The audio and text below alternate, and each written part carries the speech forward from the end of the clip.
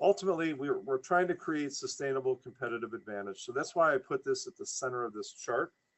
And fundamentally, you can start anywhere on this wheel. You can start with the technology, and often we do in some of my classes.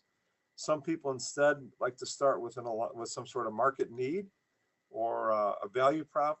But fundamentally, you start with the technology, you try to figure out the application, you align it to the market, you have some sort of differentiated value proposition that allows you to succeed.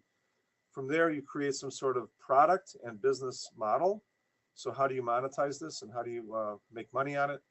And the example I would give is this one. We had a metallic coating that came out of the labs at Northwestern that allowed certain metals to act as if it had a permanent lubricant. So starting on the right-hand side with technology, you see that we had a patent. Those patents were available through license. In fact, most universities have lists and lists, hundreds and hundreds of technologies sitting on the shelf, waiting to be brought to market. And what's lacking is teams such as what we're talking about today that can actually build a business and create a successful product. So we have the technology. It's been there for a while, right?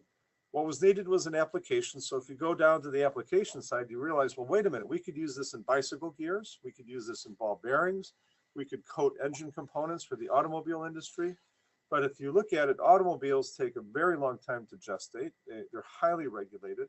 And it's a very difficult market to enter, especially given the capital requirements, right?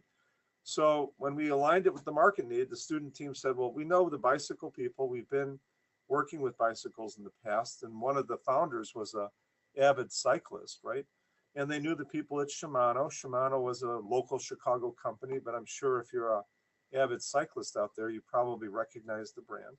And it turns out there's a segment of bicycle riders, if you will, cyclists, that are focused on performance. And they'll pay a premium for a high performance, high reliability set of gears. So the differentiated value prop going to the left here was that this coating could outperform existing solutions by more than 20%.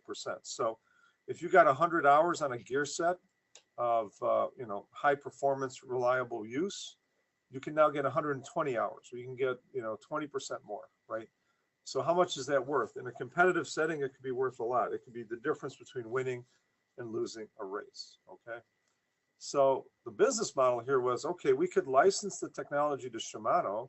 They could sell the treated, or we could sell the treated parts to Shimano, or we could treat parts on a postponement basis that Shimano sent to the company. So they explored 3 or 4 different ways of monetizing the technology and coming up with some sort of agreement and working on a small scale to see if A, will it work as a product, and B, will the market find value in that product.